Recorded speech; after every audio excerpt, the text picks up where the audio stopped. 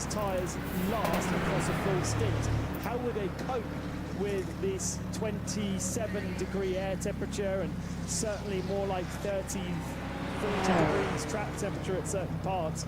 Don't forget that when we talk about track temperature, it's usually a single point and it's a single type of tarmac. There is a lot of different types of tarmac across the Nordschleife, and there's 25 kilometres worth of points, so it varies. But wherever that sensor is what we can give you as information. And I think that's going to be a big story until we get into the night about getting your tyres to the end of the stint.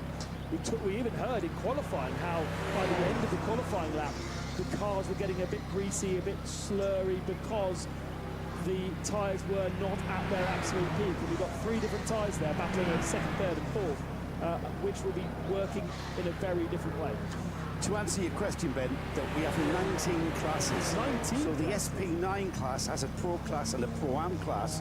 So if we count them, we have 19 classes that we're going to be updating you on the hour across the 24. Danny Ukadea getting a good run on the number 8 iRacing Audi. This was down the Dottinger Hoor a couple of moments ago, and the Spaniard, remember, from the back of the grid, trying to work his way towards the sharp end of the top qualifying cars, ideally. So this was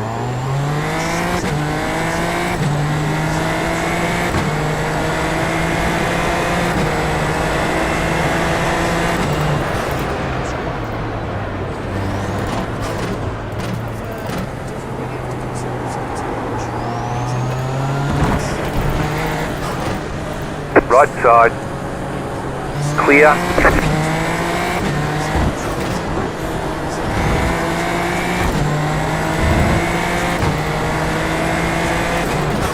Car on your left, clear.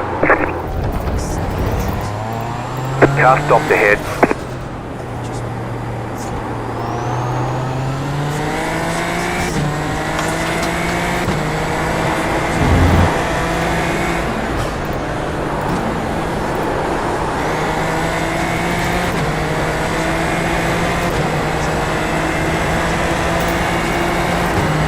You got a slow car on the right.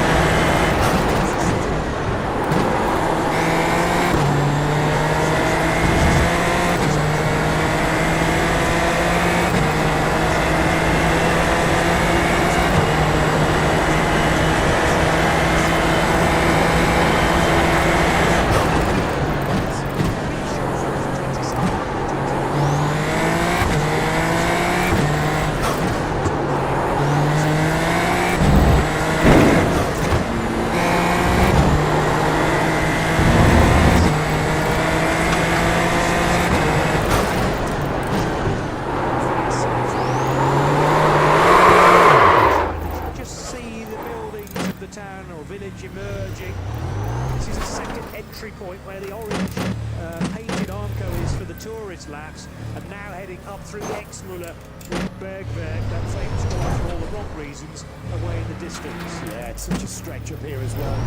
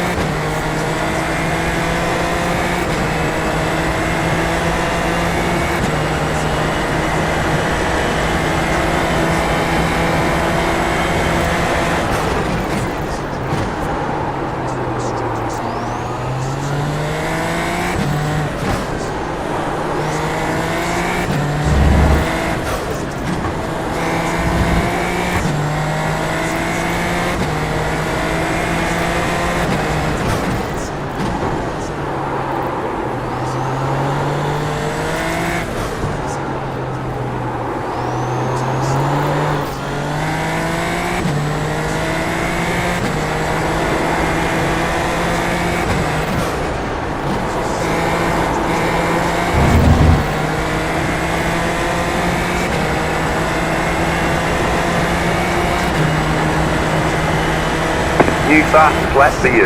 We've got good fuel data.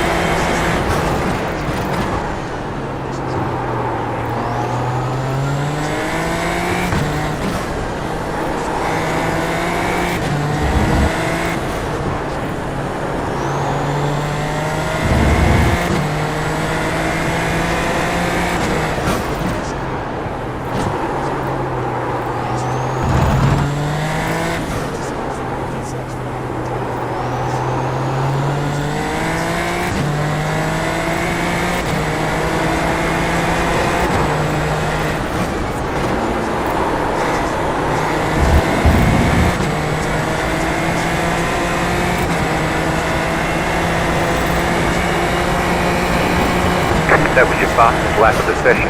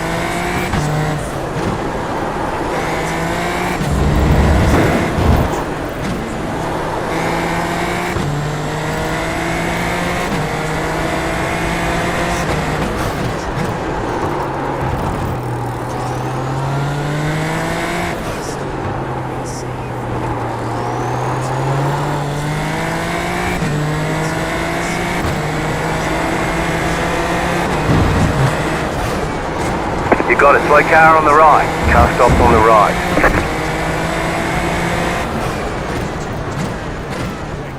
And Anna Christodoulou, who's in a Mercedes, much like Engel, is thinking, I can't get by this Lamborghini after several attempts at doing it. There was even contact at one point. Can they check those cars whilst in the pit lane? So a phrase that I'm not particularly a fan of, but this is known as the undercut. Yes, I wasn't going to say that. Sorry. I almost said it, and I didn't want to. Yeah. The other thing it does, it puts these cars on a different part of the racetrack, and therefore they will be subject potentially to different things than our leading cars, whether that be an advantage because a yellow flag zone gets cleared, or whether it be a disadvantage that a code 60 gets put in front of them. It just offers up opportunities whereby sitting behind your rival on exactly the same piece of track doesn't really. It also is setting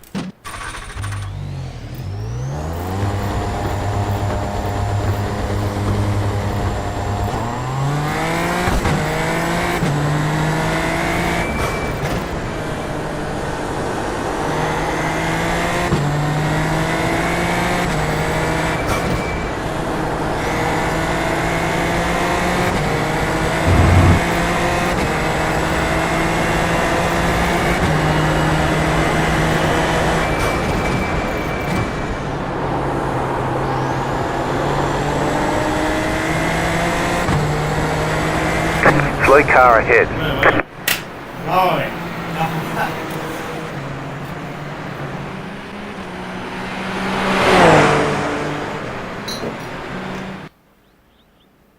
Tengo el setup de quali cargo.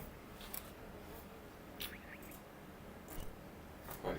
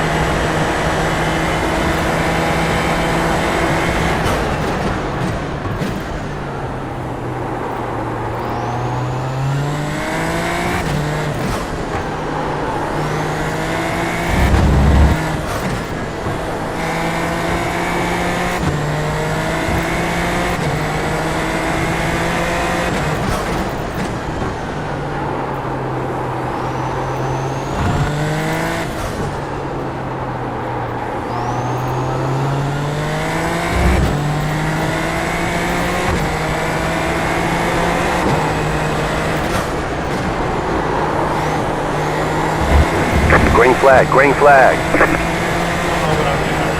Okay, here comes your first time lap.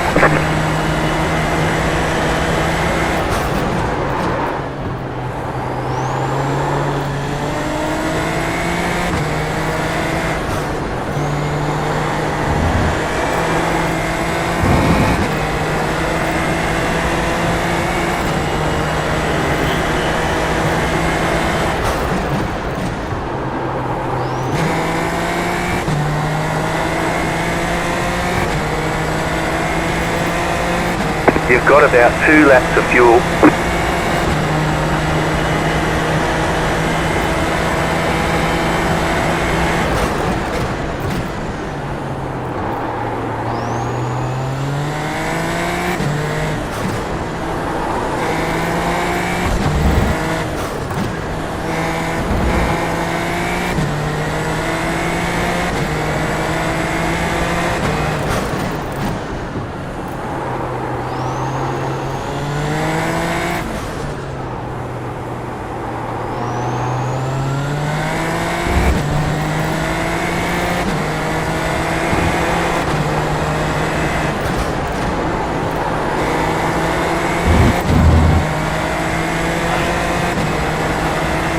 One more lap.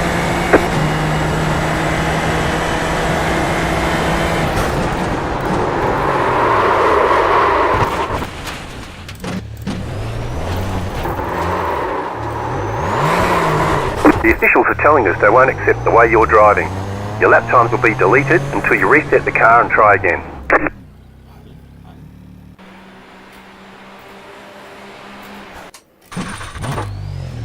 Thank you.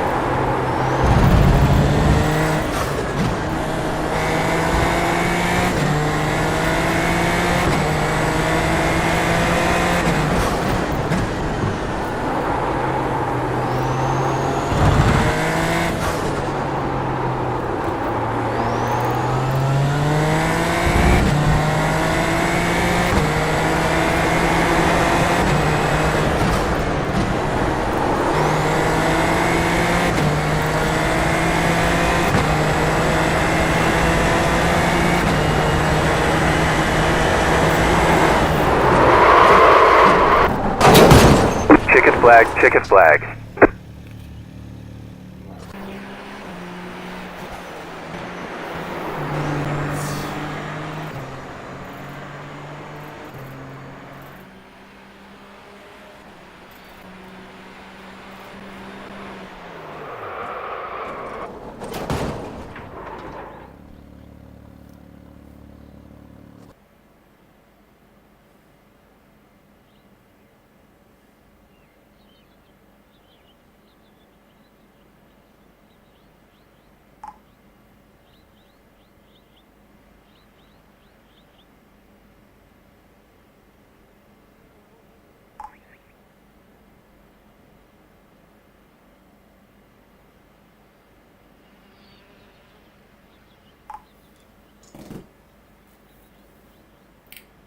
Queda, ¿cuánto? Hay que esperar un minuto.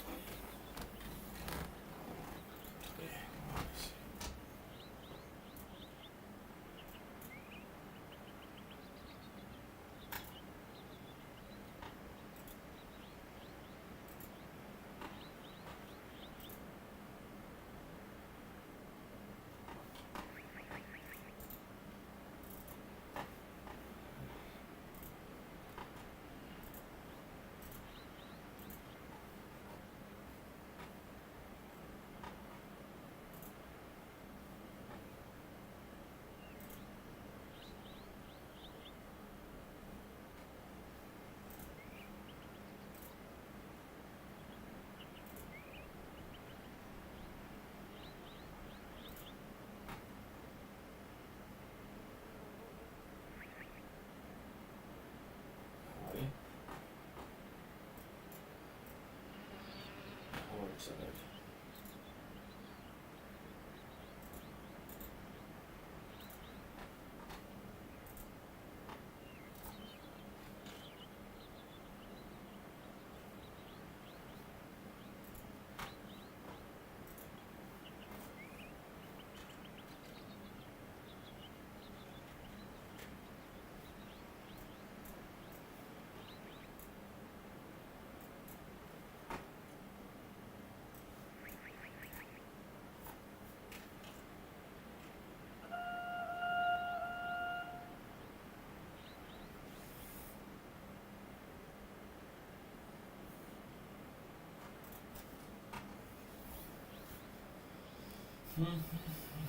Hostia, aquí había que empezar con...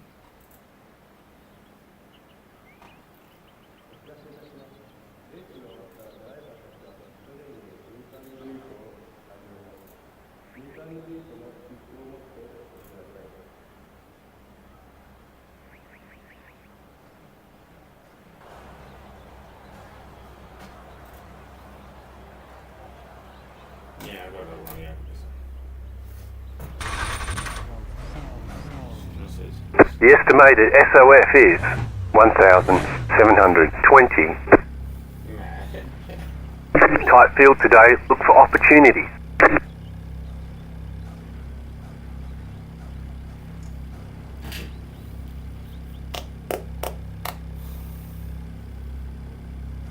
Five cars left to grid.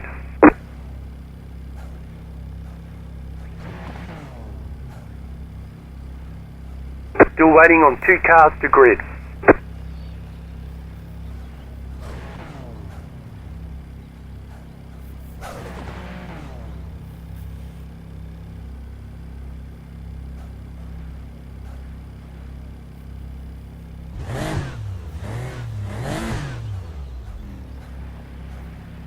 Waiting on the final car to grid.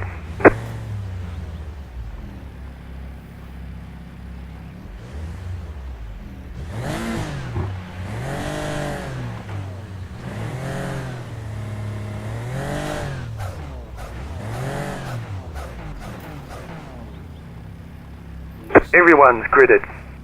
No sé ni si es.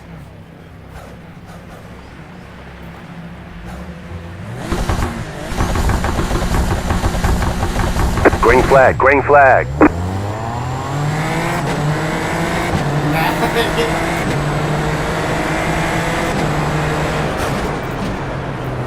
Car ride. You're on the left, 3 wide. Car right, 2 wide. Stay on the left. Clear.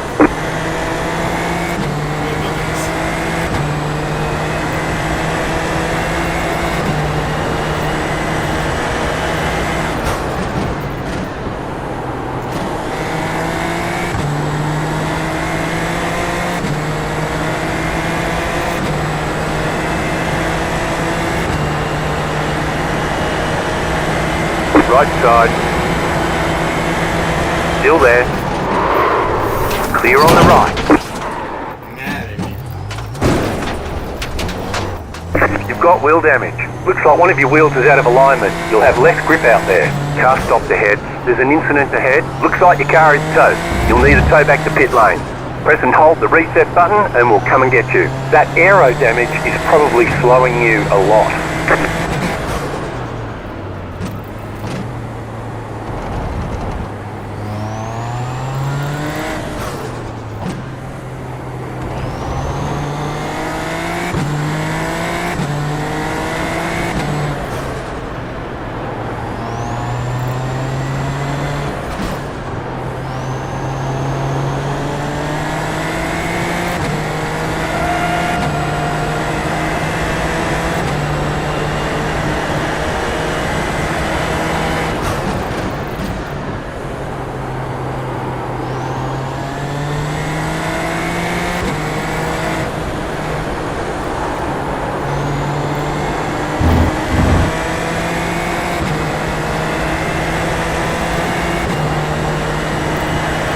You got a slow car on the left.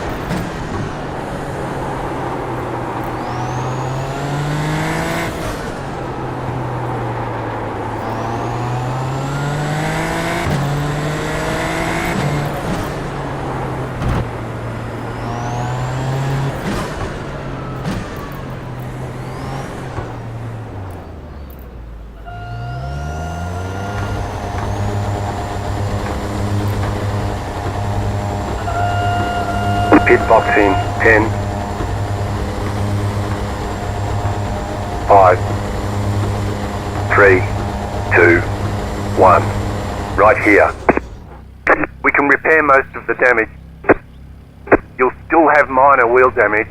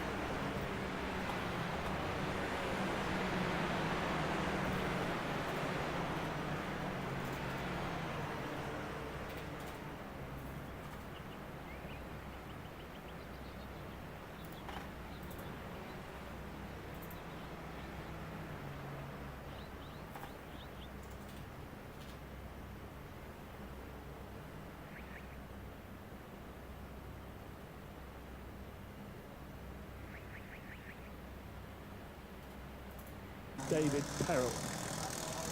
45 is on the Dottinger Horn now. He is timed as in 9th position, but he's at Antonius Bucher, somewhere in the final of 9 sectors, and will be heading across the line at any moment. All the other cars, Here he comes. all the other cars ahead of him have already pitted. He's So, crossing the line now, the Ferrari. yeah, so 45 into the race lead. And that is after all the cars will have made their stops. Engine refires for Sven Muller's number 33. I didn't spot whether Falcon Motorsport were doing a driver change as well. Considering they've done one driver change in their 44 car, they might be switching pilots in this as well. There's confirmation. David Perel now leads the ADAC Ravenel 24 Hours of the Nürburgring by 11 seconds over Adam Christodoulou, and that is the value of pitting earlier than those that go to the seven lap marker. Yeah, so let's put that into context. Those that pitted on lap 5 had a pit stop of 1:16. Those that pitted on lap 6 a pit stop of 1:26. Those that pitted just now on lap 7 a pit stop of 1:36. So they're giving away 10 seconds per pit stop because they need to put more fuel into the car. This will all shake out, by the way. It's not suddenly advantage Ferrari, advantage Christodoulou, because they're going to have to come and pit. Well, everyone's going to do 8 laps now. Yeah, but So we are going when to we see... get to the end of the race, Oh, yeah, don't even think about it, Ben. It's No. far too mind-boggling. but it's not necessarily, it's an offset rather than an advantage. Absolutely not. And if you consider now, Estra coming out of the pits in 8th place. Mapelli coming out behind him, or Mapelli comes up behind him, Picariello in the Porsche, the Falcon car, 33 in 10th spot. So all of those cars have jumped into the lead and ahead of Estra, I should say. You might be wondering why there is this minimum pit stop time that each car has to serve. Well, that is to ensure that each of the fuel pumps are consistent, and it's very tricky to do that through fuel flow meters and whatnot. And we're talking about pistol grip fuelers, not the kind of plug-in ones that we might have seen at Le Mans or you do in Formula 1. So it's like going down to your local supermarket, putting the trigger in, pulling for fuel, and is the fueler at, say, garage 4 the same speed as garage 17? So instead, the most fair way of doing it is to time each pit stop, and obviously if you've only done a 5-lap stint, you need less fuel to go in compared to a 7 or 8 lap stint. So with every lap that you do, slightly longer the pit stop has to be, but that should theoretically even itself up when we're in the final hour. The later you pit, the shorter the minimum pit stop time is. No, the later you pit, the longer that you have to spend time in the pits. Is that at the end of the race? End of the race, it's different, correct. So in the final 70 minutes, it's with an hour and 10 minutes to go, everything swings to a reference point of the end of the race, no longer the stint you've just done. So the closer you can pit to the end of the race on the checkered flag, the quicker the pit stop can be. In fact, if some drivers come in, let's say with 2 laps to go, you can almost do the pit stop as quick as you can physically do it. Right. Because you're not going to take as long as, or rather it will take probably slightly longer than the minimum pit stop time if you've only got a lap or 2 until 4 o'clock tomorrow afternoon. Yeah. It's probably better that we deal with those closing stints, the closing pit stops, when we're actually on top of them at 3 o'clock tomorrow. Meantime, we can now enjoy a slightly more consistent cycle through the pit stop, unless, as I say, you're bogged down in traffic, and it might be that, again, the Ferrari has now the 11 Schnitzelarm GT3 Mercedes is off. Pretty sure that's the Schnitzelarm car, which was put to the back of the field because of an indiscretion. So this is the SR Motorsport Pro-Am car with Fitcher at the wheel, so Yanis Fitcher, and that's the gravel track on the Grand Prix circuit. Now, is that the downhill run before you get to the Goodyear hairpin?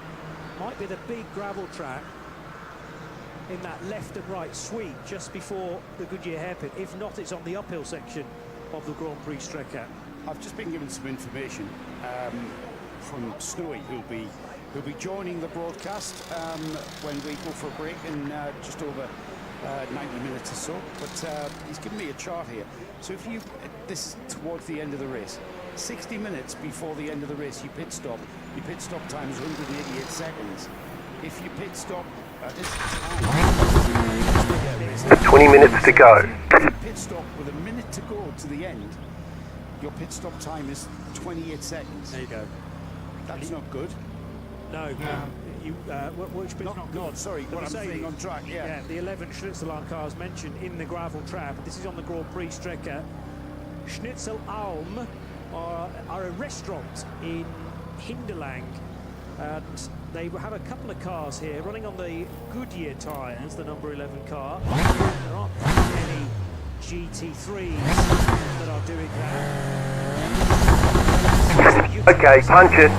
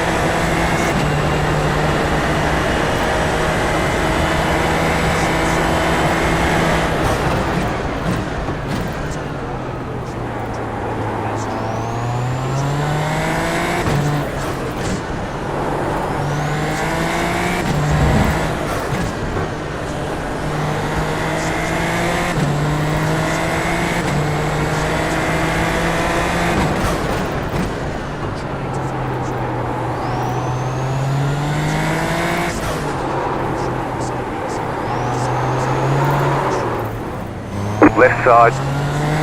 Clear on the left.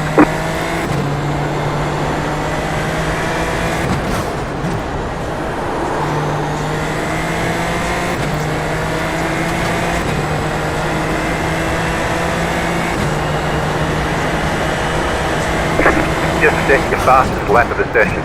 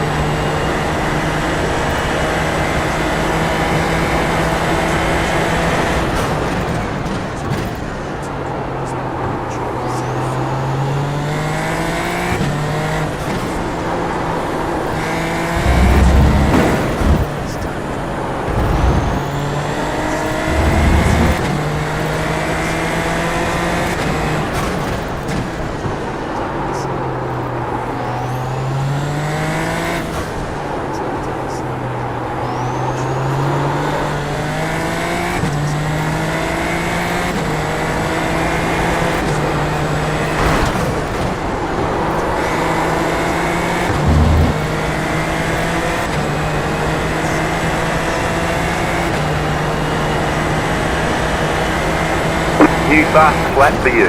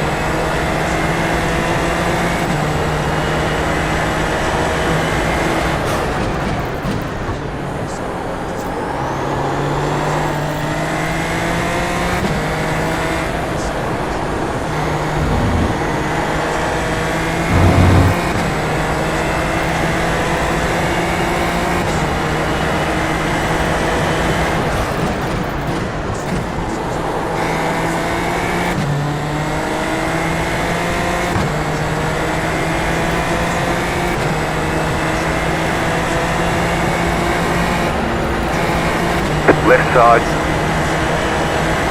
Stay on the right. Clear.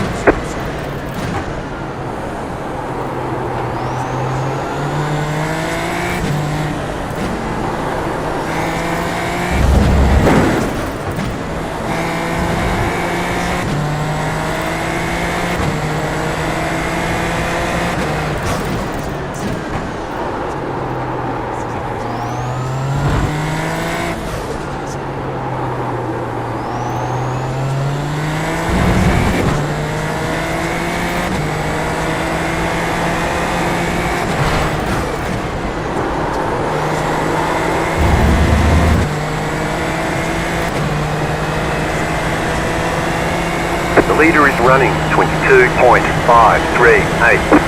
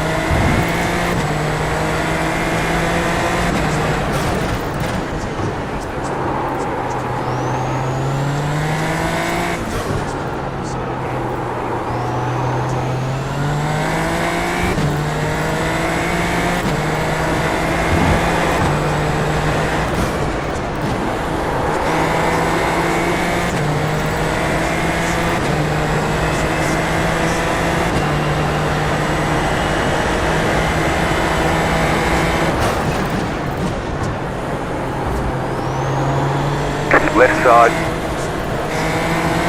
Keep to the right. Clear.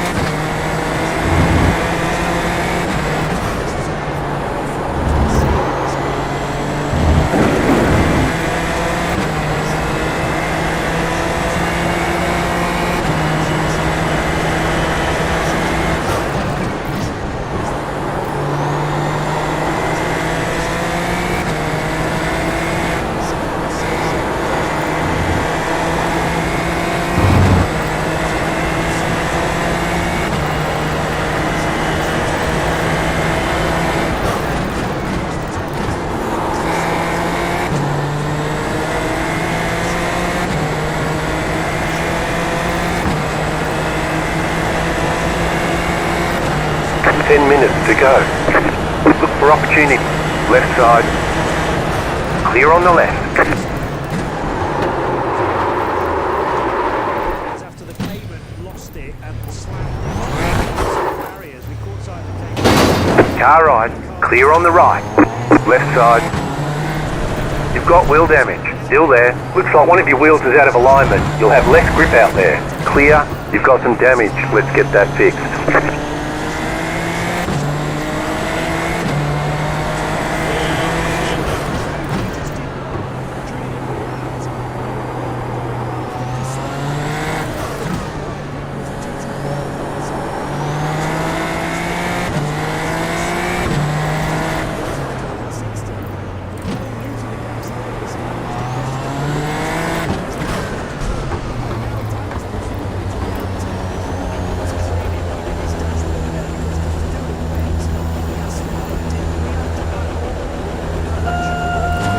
Pit box in 10,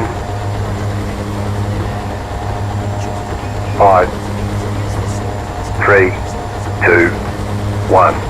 Right here. We can repair most of the damage. Where's the green? You'll still have minor wheel damage. And was Drudy trying to wait until the marshal post to the race.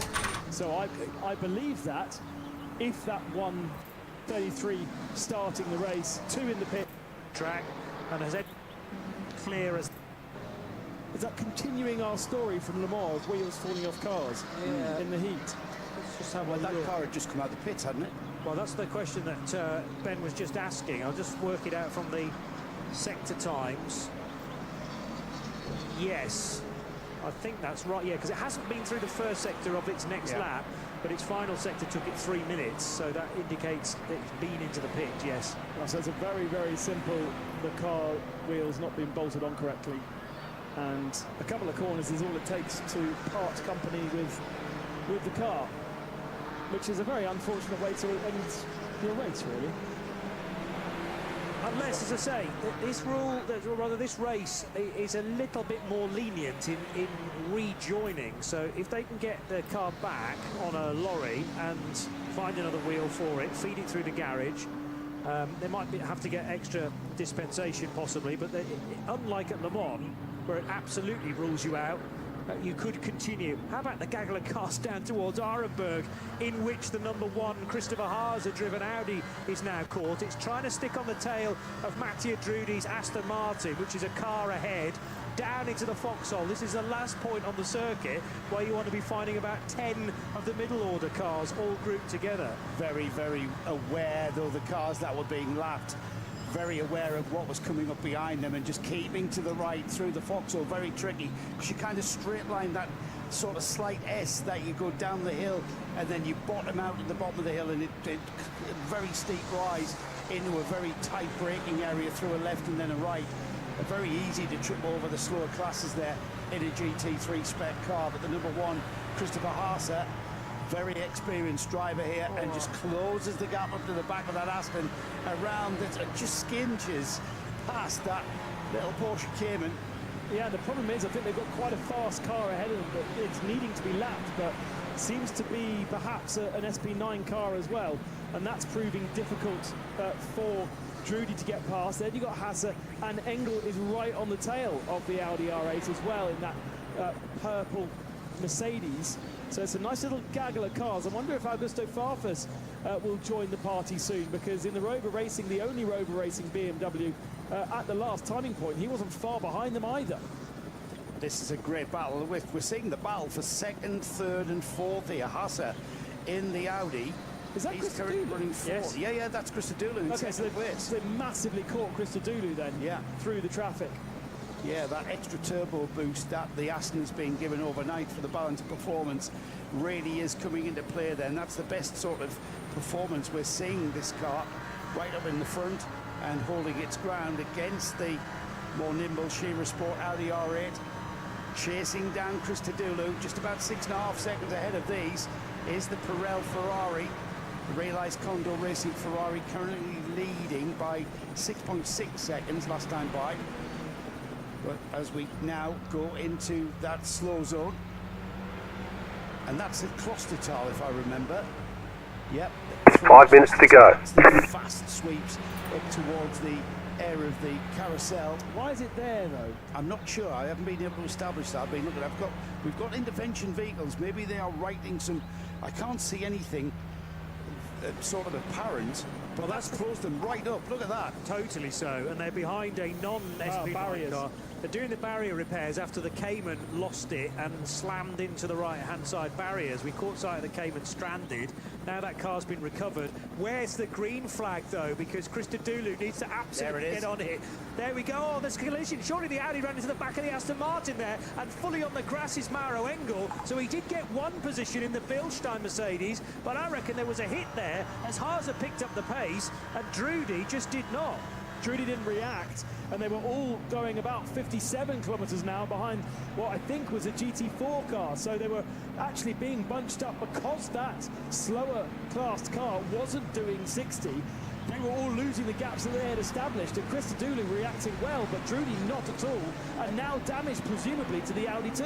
Drudy was clearly looking at his dashboard there because Christodoulou went. The Aston Martin didn't react at all. Here we go. Here's And I'm a not replay. sure what was going on there. So Christodoulou in the purple car just ahead of the Aston there. He goes and he clears the slower class car. Slower class car goes to the left. Christodoulou goes to they're just coming up into the intervention. We're not quite at the green flag. Where's the green, though? Did Christodoulou jump the green, and was Drudy trying to wait until the marshal post where the green flags? We're going to find out, Johnny. We're going to find out in a moment. So they're all caught behind a middle category car. You can't actually see Green it. there. Green There's flag. the green. Oh, and there, just didn't react. And I think the reason he didn't react was because the Porsche came and got in the way. Somehow the Porsche came and got in the way. I think Drudy was in two minds as to whether he could overtake the Cayman or not, and clearly Christodoulou knew that he could. All of the sections for these marshals are marked with white lines on the ground. There, green light, go. And Engel reacted okay, but Engel was absolutely sharp. just Drudy didn't react. And Christopher Haase, thrown under the bus, or thrown under a Porsche Cayman almost, just got absolutely boxed in. He went for a gap that just wasn't there. And I'm not even sure he knew there was a Cayman there, because it's very tricky to work out three cars in front from the visibility that they've got. So the Audi bang into the Aston Martin, then it tries to escape. There's no way through there, and he's lost a position to Maro Engel, all in one fell swoop. Is there any regulation to kind of punish Drudy for not reacting there? I don't think so. Because he's held other guys up. Yeah, but I don't think so. No, because you're almost punishing a driver for going too slowly. Okay, go.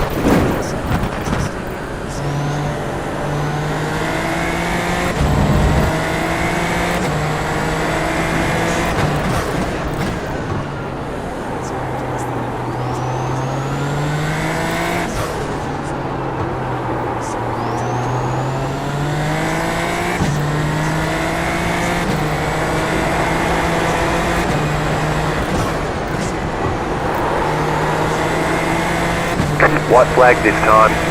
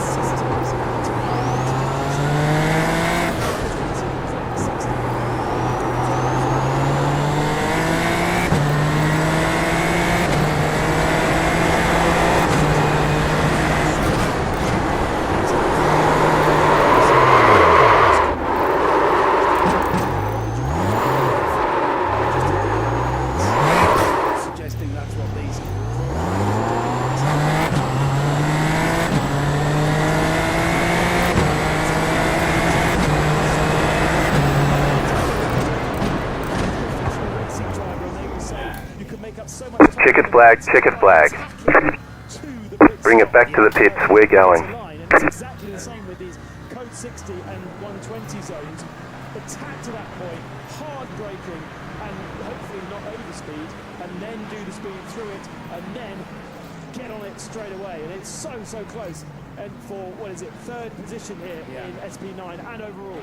We're about 5 minutes away from 90 minutes of this race completed, and we are seeing what is turning out to be a phenomenal race. Well, I can tell you, everybody, it's going to be like this to the flag, so buckle up, settle in. We're going to get this sort of racing as we see these front runners making their way through the slower traffic. Behind those two cars there, the Mercedes and the Audi, we've got Kevin Estre coming, and Augusta Farfus, who's just in front of him. What a fairy tale that would be. The only BMW M4 GT3 in the race, which is quite bizarre here at the Nürburgring to see BMW only being represented by the one team. But what a fairy tale that would be if that car made its way to the front, and it's not far off with that sixth place for the number 98. What I love about motor racing is the different ways that you can go 24-hour racing, because you think back 7 days ago, Le Mans is its own special beast, of course, but so different from this style because of the jeopardy involved in every single lap. And there was contact there for Kevin Estre into the back of Augusto Farfus. So come on, son, hurry up, we've got to get going here to catch the race leader, David Perel, in the Ferrari. So the hustle there from Farfus. Then to the outside of a possibly Max Cruiser Golf was the Mattia Drudi-driven Aston Martin. And out of our force, now Christopher Haas's Audi gets his nose pinched by one of the BMWs. We've talked about just how strong the Manthey Porsche is with that Grello Porsche. It looks unbeatable. However, if anything's going to beat it, it's the Nürburgring 24 hours that's going to beat it, because it's going to be so hard for these drivers to pick their way through and make clean moves, especially in the heat of battle. Again, Grello trying to find an inside line at Breitscheid as they head to that low part of the circuit, and now the really fast stuff. Well, after Bergwerk, we will get there. Mattia Drudi going through that right-hander now, just ahead of Christopher Haas's number 1 Scherer Sport PHX Audi. Not seeing a huge amount of 9 seconds up the road, and leading the way then ahead of Christodoulou in the bright purple and pink Mercedes number 17. You cannot tear your eyes away from this at the moment, but I'm going to attempt to, because I'm delighted to say that Dorian Boccolacci's just joined us in the commentary box. Pleasure to actually meet you. I don't think we've ever spoken before, but from Falcon Motorsports. We were enjoying actually a bit of Falcon Motorsport hospitality not long ago at the top of the Dorint. I don't think Ben and I should have been there. No, should have said that on air. Oops. We're not going to be allowed up there again. Well, I think that was actually the rule. You can stay here for a bit, but you can't come back in the race. It's been a very good year for you so far. Well, it's been a very good year across the piece for Porsche within NLS racing. Yeah, of course. For me, it's the first season with Falcon, first season in GT3 here. So I did all the NLS races to prepare this big event. Directly a podium with a P2 on the NLS2 with the first victory. So yeah, it was working very well. And 24 hours, the preparation race, the qualifying, it was very difficult for me because it was the first time under the wet. And yeah, so much aquaplaning during the race, but today is not the case. No. Good weather. Dorian, this is your first year at the Nordschleife as well? No, I did like few years ago, a few races in Cayman, and also with Porsche Carrera Cup, Porsche Cup. So Cup, yeah, it was quite different than the GT3. The level is so high in GT3, but the Cup is going fast on the straight, so you can take a good moment on the Nordschleife. But for sure, it's few years already, and yeah, when you're coming back here, it's so special, so long, and there is always something to learn in this track. Was this a circuit that was on your radar growing up? Because of course you did the karting single-seater series. You share on your social media the times where you and Charles Leclerc shared a podium and stuff like that. So GT racing is a relatively new direction for you. Was this for me, this was a race that you never went anywhere near because it was too scary. No, honestly, when I started my go-kart career and then single-seater, for sure the goal was to be a F1 driver. But after I changed and I went to Porsche Carrera Cup, I did 3 years in Porsche Carrera Cup because, you know, at some point you want to live of your passion, and my passion is, of course, motorsport. Anytime you put me a steering wheel in the hand, I'm very happy. Including karting. Including karting, everything. I try everything. I did some rally cross, some track testing also, and I try also to do many things on my channel. And for sure, GT, the level is so high, and there is so many great races like this one. This one is like huge. I saw so many people around the track. It's very special, and for sure I will enjoy the first like real 24 hours for me, because when I did it, it was during the COVID. I was outside, so it was too different. And when I try, you know, in the night station the other day, and I saw all the lights, all the fans around, it was completely different. Do you feel a big responsibility for driving one of the two instantly recognisable Falcon cars? There's so many fans here supporting you guys. They're an event sponsor.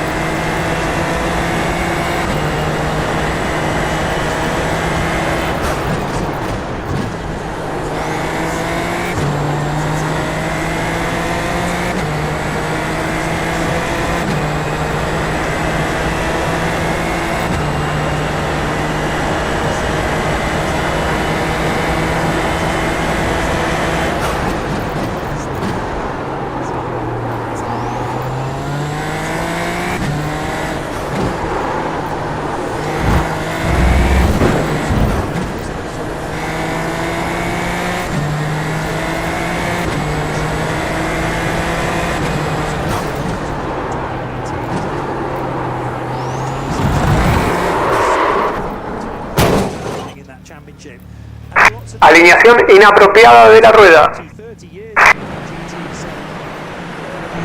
Opportunities. They're not as high profile, but many more opportunities would have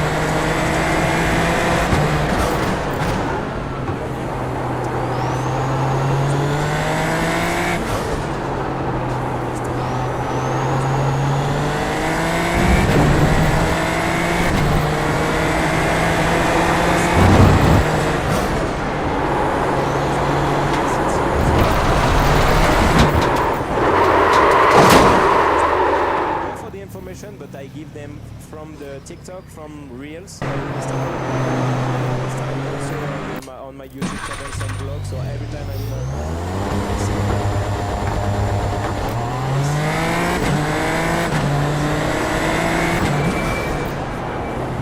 En la izquierda detenido. Circula por derecha. En la izquierda detenido. Seguid por derecha.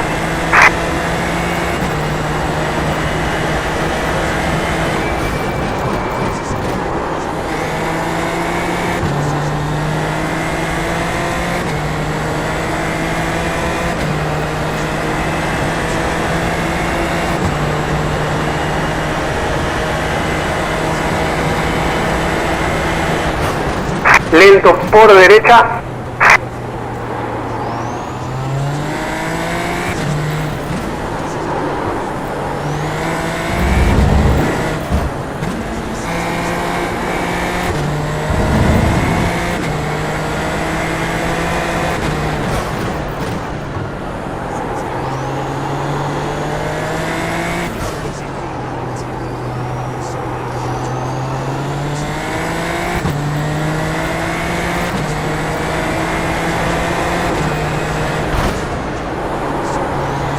Lento por derecha, anda por la izquierda.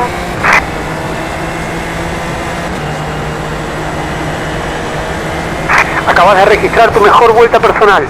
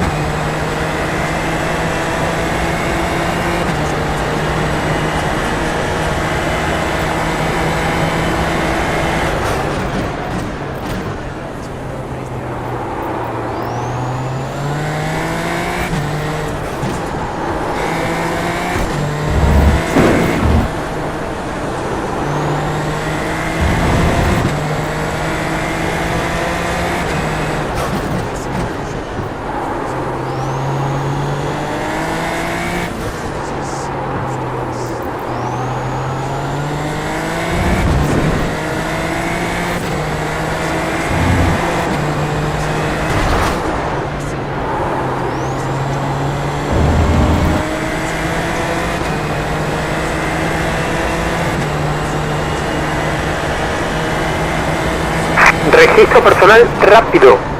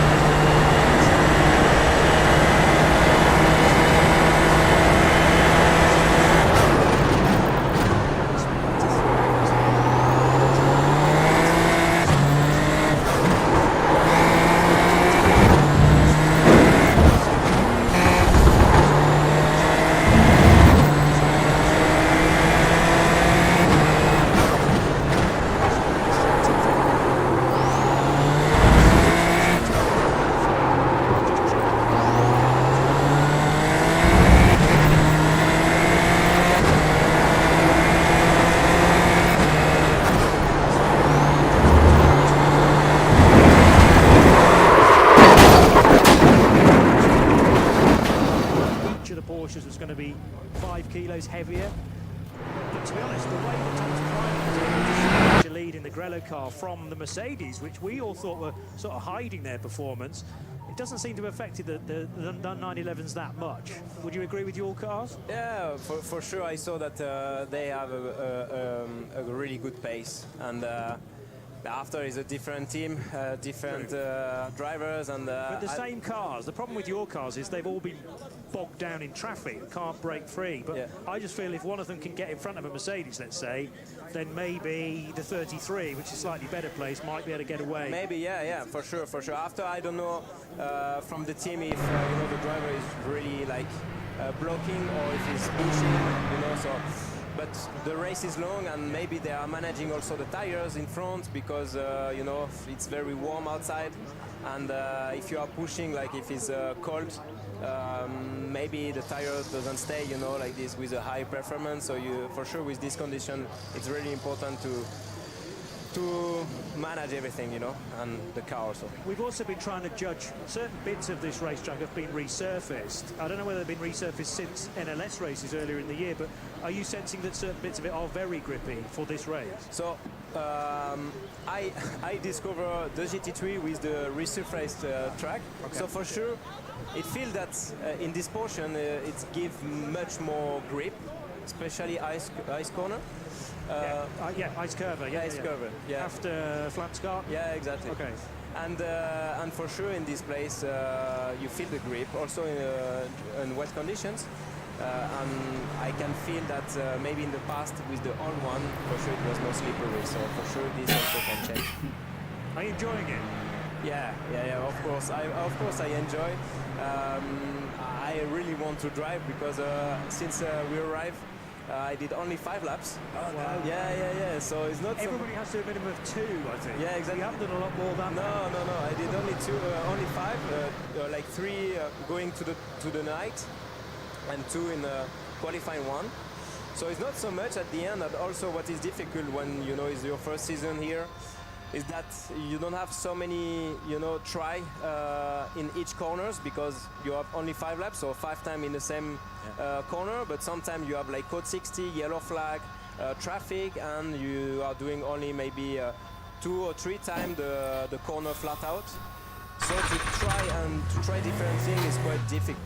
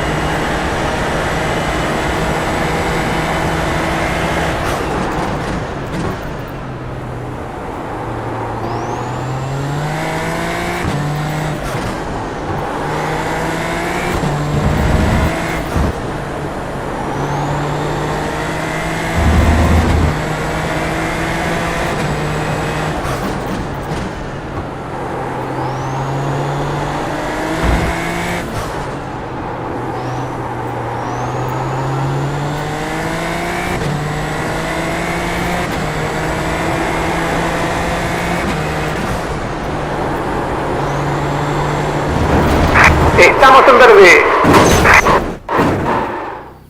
Desastre, me cago en puta.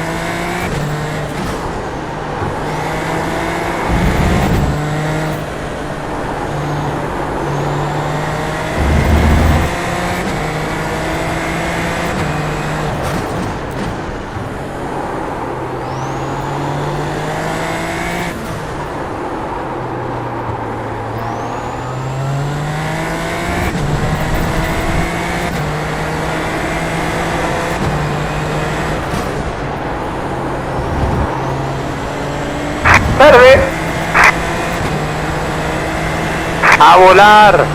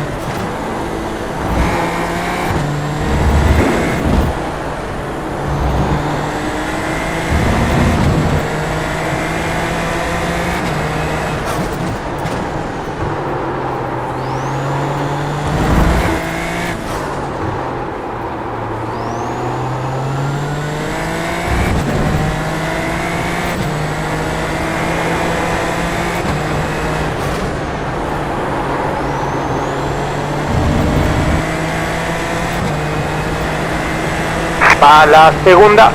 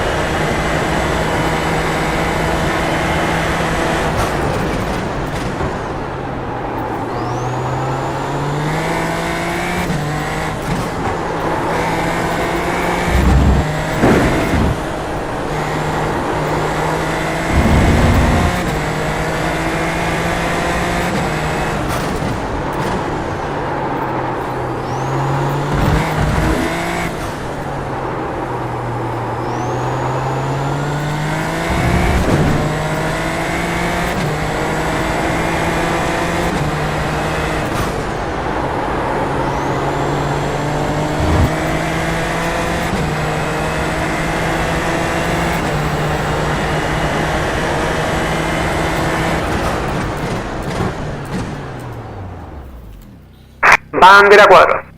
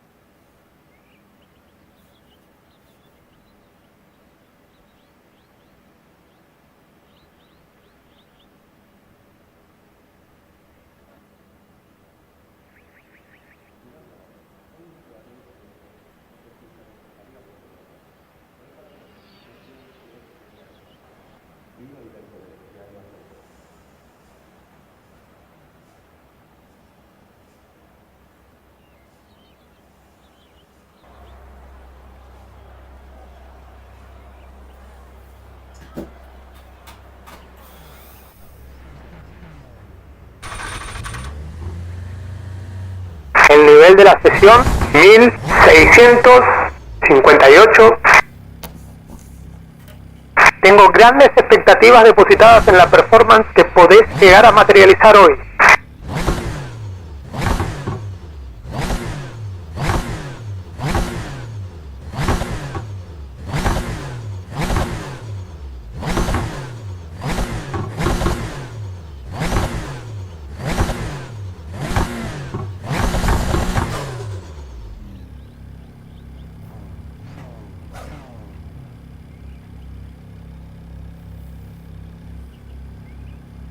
Esperando que ingresen unos 5 pilotos.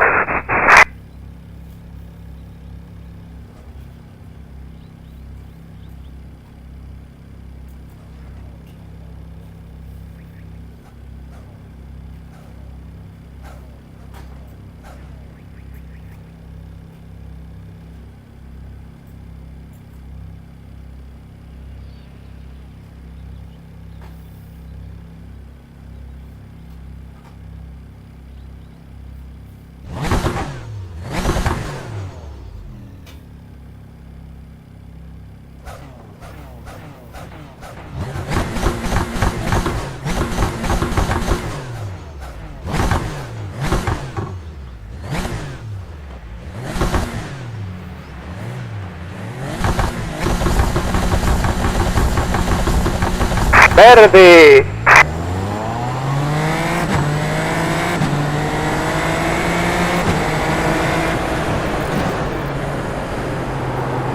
De derecha.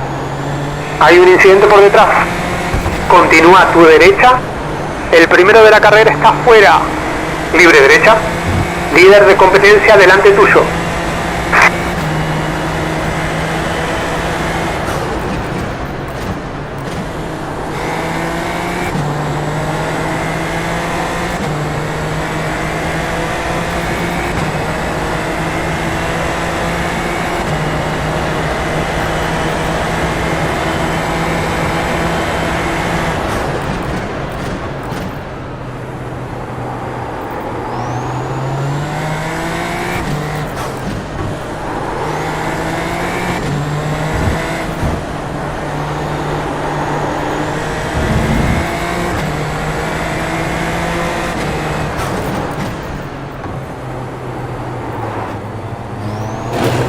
A la izquierda, libre izquierda,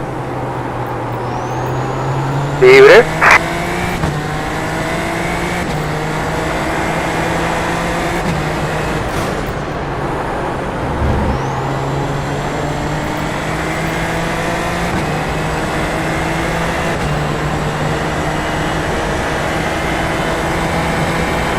Sos el quinto, ánimo, así.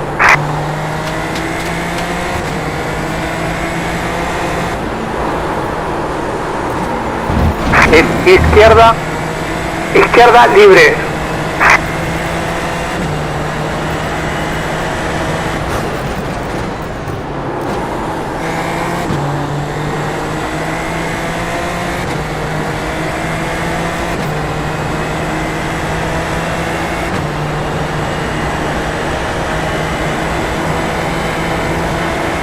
De derecha, continúa a tu derecha. Sigue tu derecha. Libre.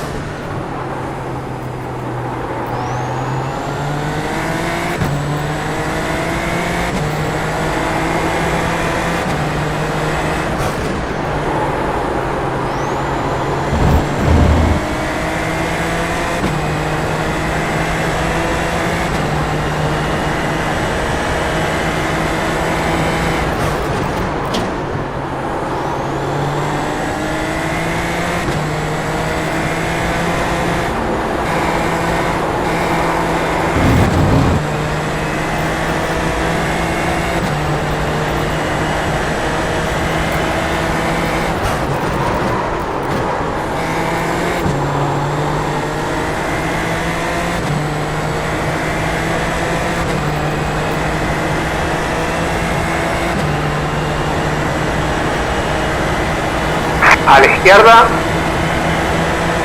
Continúa a tu izquierda. Libre izquierda.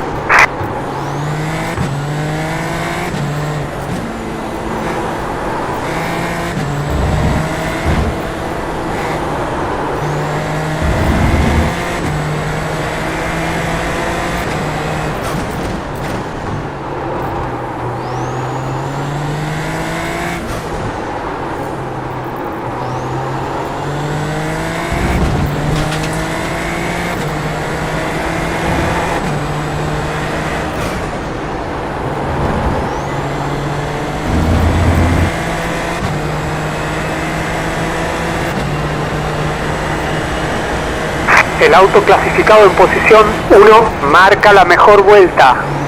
21.5. Señalaste tu mejor tiempo.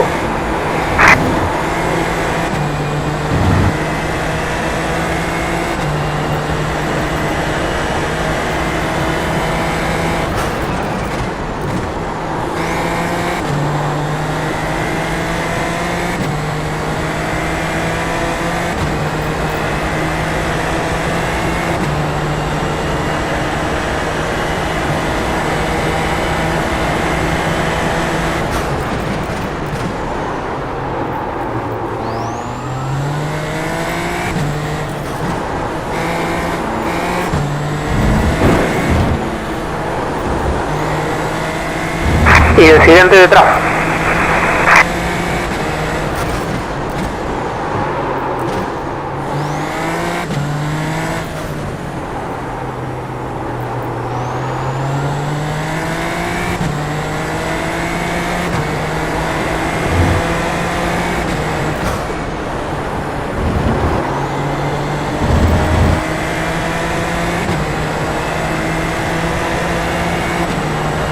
Derecha.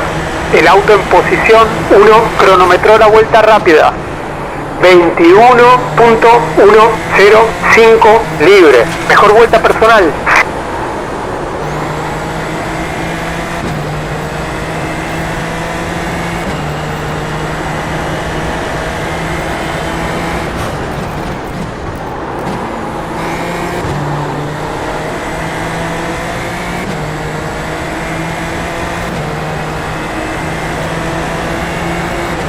Derecha.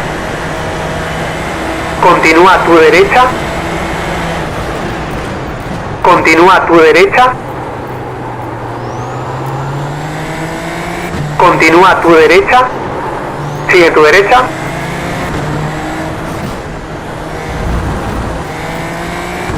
Libre derecha.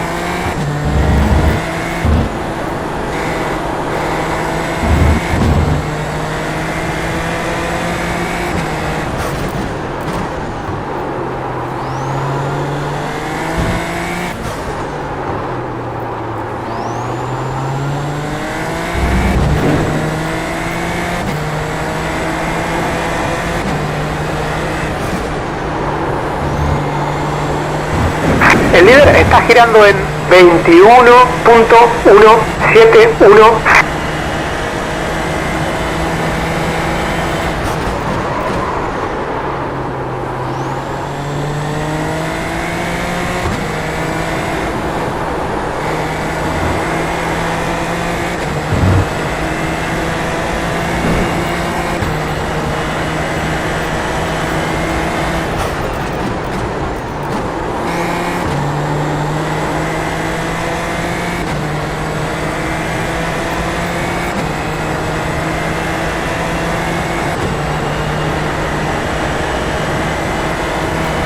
derecha.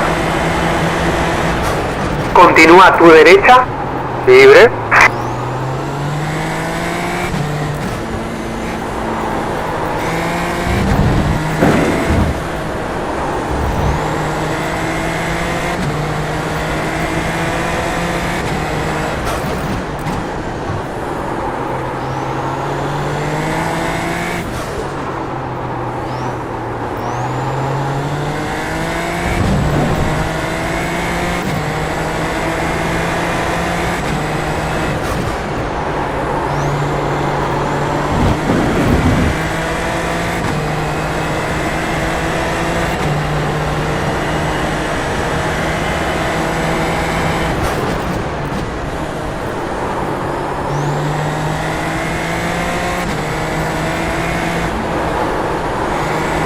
Minutos para finalizar. De finalizar en esta posición estarías ganando iRacing.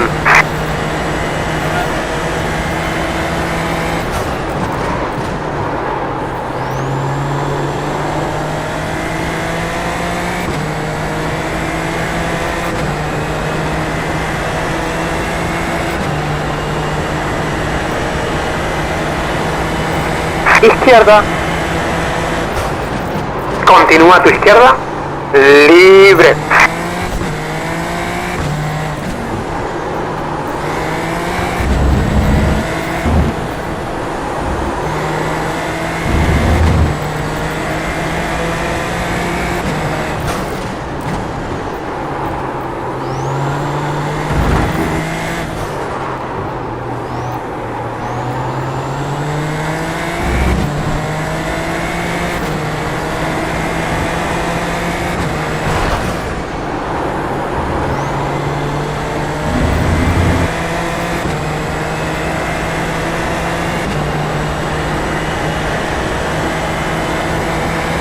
De derecha, el auto en posición 6, cronometró la vuelta rápida, 21.105, libre derecha.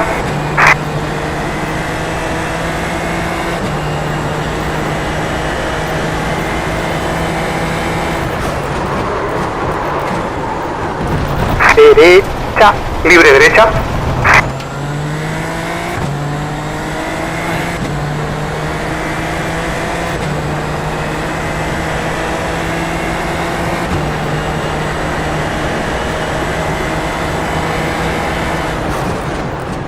Izquierda, libre izquierda.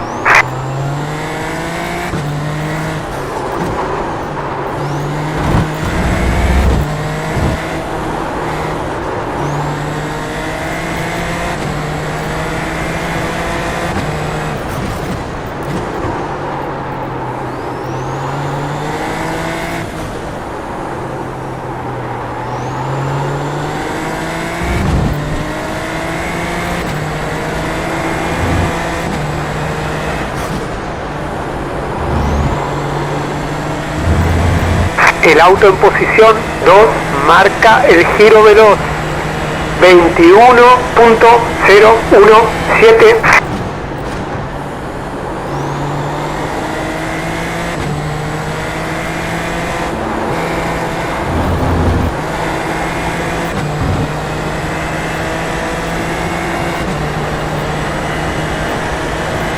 Atención, lento sector derecho, rezagado al frente.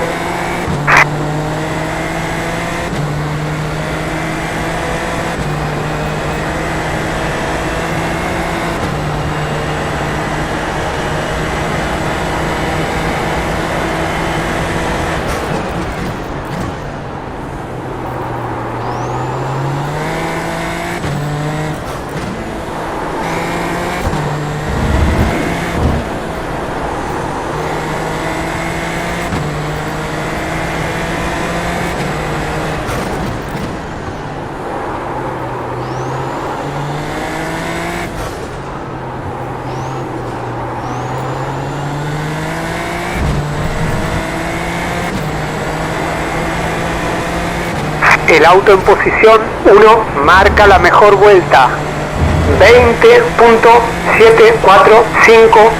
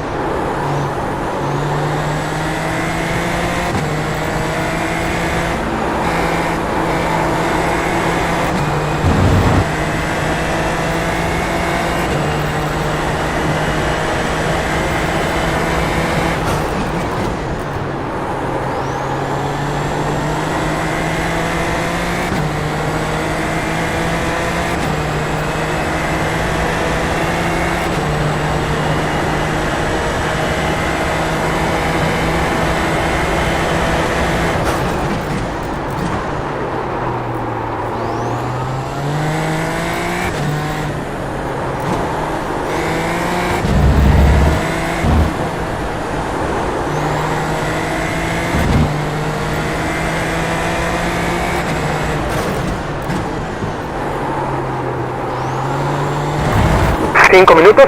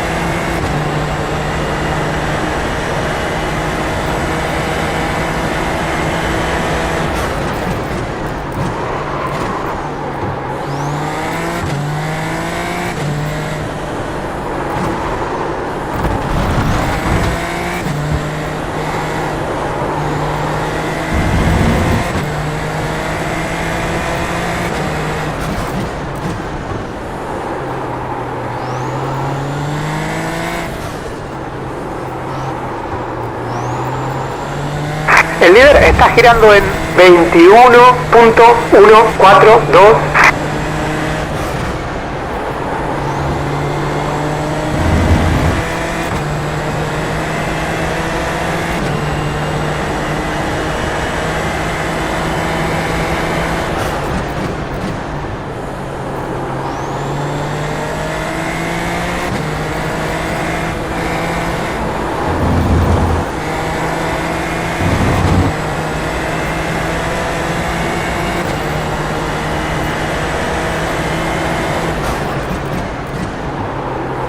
La diferencia con el de adelante se ha disminuido. Está a 3 segundos.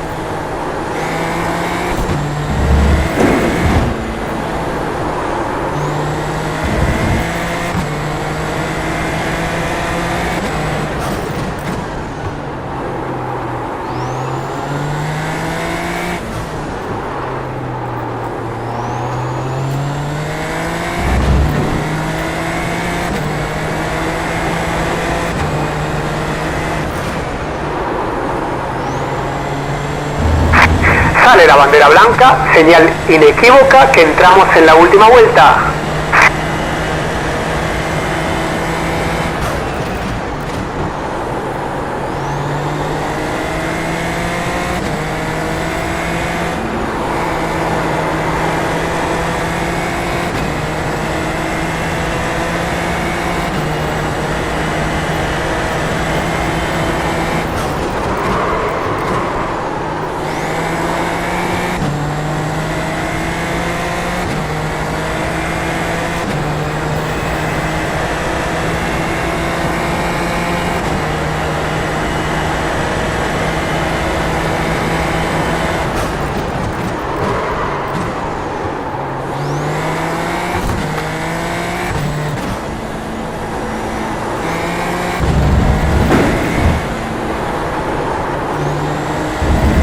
Coche detenido en pista. Auto detenido en pista. Hay un incidente por delante. Anda por la izquierda, de derecha. Anda por la izquierda. Sigue tu derecha. Derecha liberada.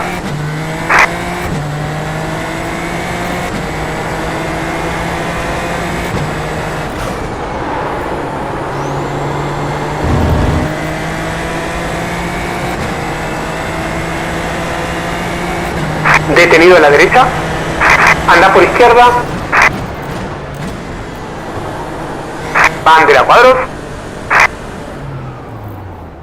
Es el final y estamos felices con el resultado.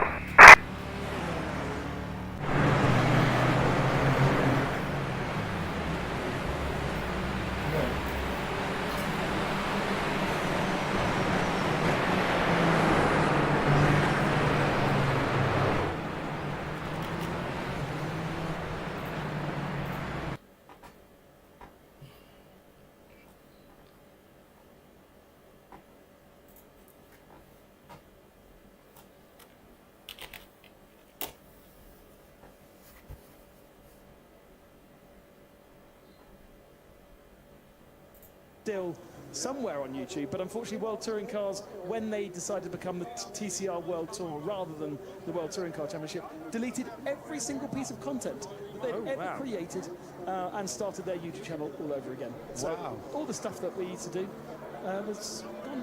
Wow. Yeah. But let's hope you make yourself a little archive before they disappeared forever. I do like the idea that the only lap that I've ever done around the Nordschleife is with Tom Coronel. I understand what you're saying, though, about not having the confidence, because what you're saying there is Tom's saying flat. He knows you can go flat over. The leader and the respect. Observed in some portions of German People. Dorian. A bit of experience from. I did like few years ago a few races in Cayman. On a lorry and find another wheel for it, feed it through the garage Straight away. Falcon's on. Hope to win it. My target is.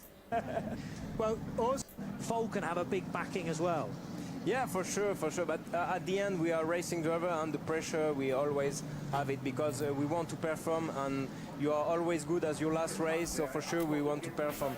And since the beginning of my career in go-kart and also in single-seater, and in GT, it's always the same. And we deal with this pressure. Sometimes when we feel it's a bit too high, we know how to cool down a bit, and when you are too cool, you know how to put some pressure on it. So, yeah, I think also this race is very long.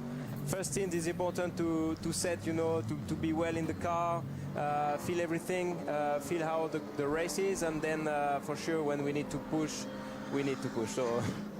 When did you know you were going to be doing the 24 hours? Because the thing I've noticed about Falcon is they've been. When I look. Oh yeah. Yes. Need to press a reset. I don't know quite what's going on with the system. I'll come back to you. She came and got in the way. Somehow the Porsche came and got in the way. I think Madrudi was in.